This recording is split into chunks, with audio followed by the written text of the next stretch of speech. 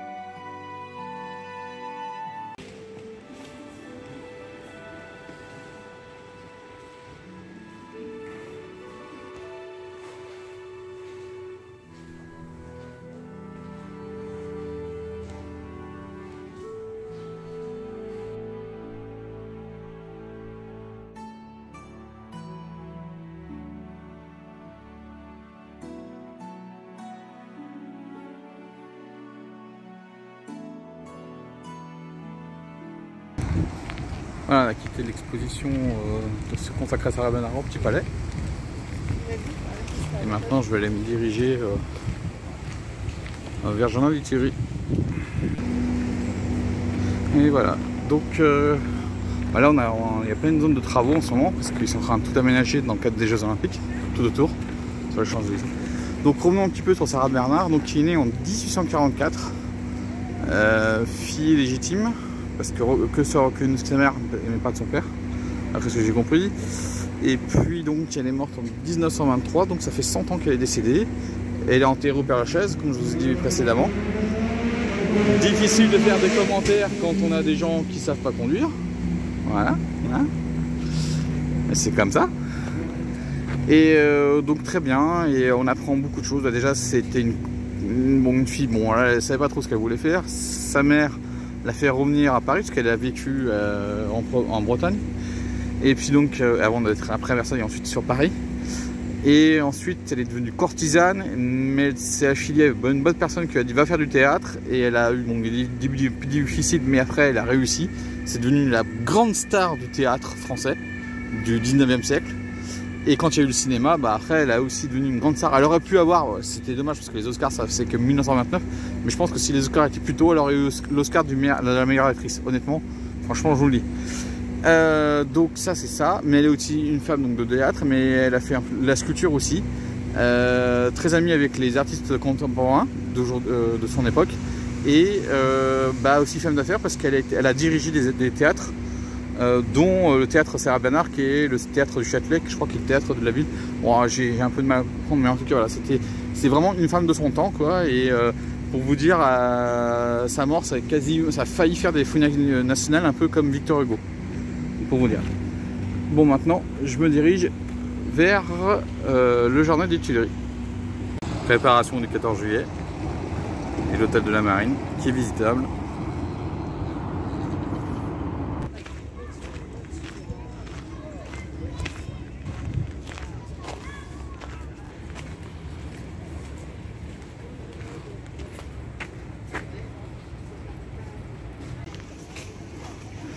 Là, je peux vous dire qu'il fait bien quand on est à l'ombre.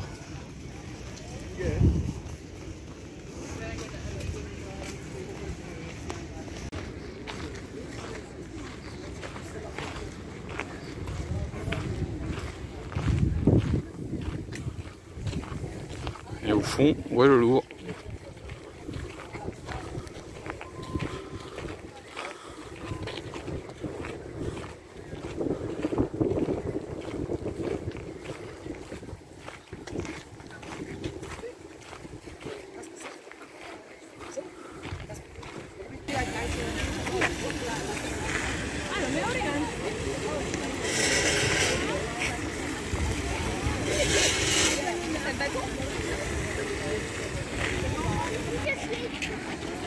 Et voilà, on a l'axe, le fameux axe.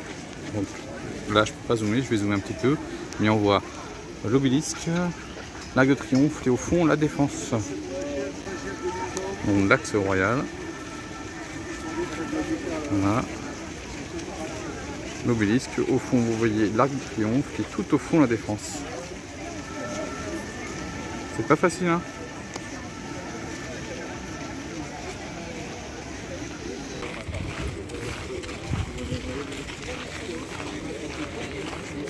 Regardez tous les gens qui sont sur le parvis de la pyramide de Paye pour rentrer dans le Louvre. Bon bah moi je vais dans le carrousel. C'est là que je vais terminer ma visite. Et là on est au niveau de l'ancien palais des Tuileries.